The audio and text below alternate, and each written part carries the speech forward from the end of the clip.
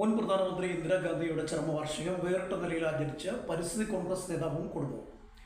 ദേശീയ പരിസ്ഥിതി കോൺഗ്രസ് സംസ്ഥാന പ്രസിഡന്റും കാരാപ്പുഴ സ്വദേശിയുമായ ജ്യോതിഷ് കൃഷ്ണ കുടുംബവുമാണ് തന്റെ വസതിയിൽ ഇന്ദിരാജിയെ അനുസ്മരിച്ച് 41 ദിവസം മെഴുകുതിരികൾ കത്തിച്ച് പ്രാർത്ഥിക്കുന്നത്. ഇക്കഴിഞ്ഞ ഒക്ടോബർ 31-നായിരുന്നു ഇന്ദിരാജിയുടെ 41ാം ചരമദിനം. അന്നു മുതൽ 41 ദിവസം വരെയാണ് ജ്യോതിഷ് കൃഷ്ണയും ഭാര്യ കാവേരിയും ഇന്ദിരാഗാന്ധിയുടെ ചിത്രത്തിന് മുൻപിൽ മെഴുകുതിരികൾ കത്തിച്ച് പ്രാർത്ഥിക്കുന്നത്. 41ാം ദിവസം വിപുലമായ അനുസ്മരണ ചടങ്ങുകളും നടത്തുമെന്ന് ജ്യോതിഷ് കൃഷ്ണയും ഭാര്യയും പറഞ്ഞു. കാരാപ്പുഴയിലെ ഇവരുടെ വസതിയിലാണ് വേറിട്ട അനുസ്മരണ ചടങ്ങുകൾ നടത്തുന്നത്.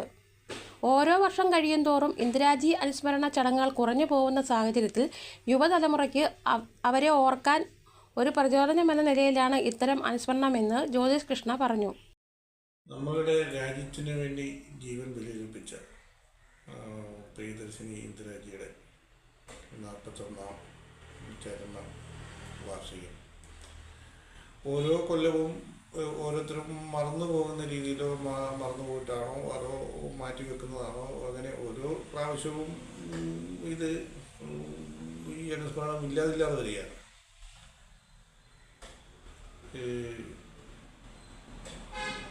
ഇന്ദിരാജിയെ പോലെ പാർട്ടിക്കും രാജ്യത്തിനും വേണ്ടി ഇത്രയും കഷ്ടപ്പെട്ട് ജീവൻ ബലിയർപ്പിച്ച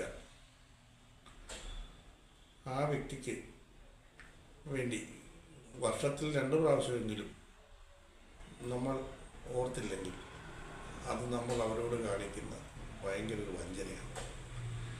ഇത് ഞാനിങ്ങനെ ചെയ്തത് മറ്റുള്ള പല കക്ഷികളും അല്ലെങ്കിൽ മറ്റുള്ള നേതാക്കന്മാരുടെ ആണെങ്കിലും വാനം മുട്ട വലിയ പ്രതിമകളും മറ്റുള്ള രീതികളും പ്രചരിപ്പിച്ചു മുന്നോട്ട് പോകും. അപ്പോൾ പുതിയ തലമുറ നമ്മുടെ മുൻ പ്രധാനമന്ത്രിയെ ഒന്ന് ഓർക്കുവാനും പുതിയ തലമുറയ്ക്ക് ഒരു പ്രചോദനം അല്ലെങ്കിൽ ഒരു മെസ്സേജായി കരുതുവാൻ വേണ്ടി മാത്രം.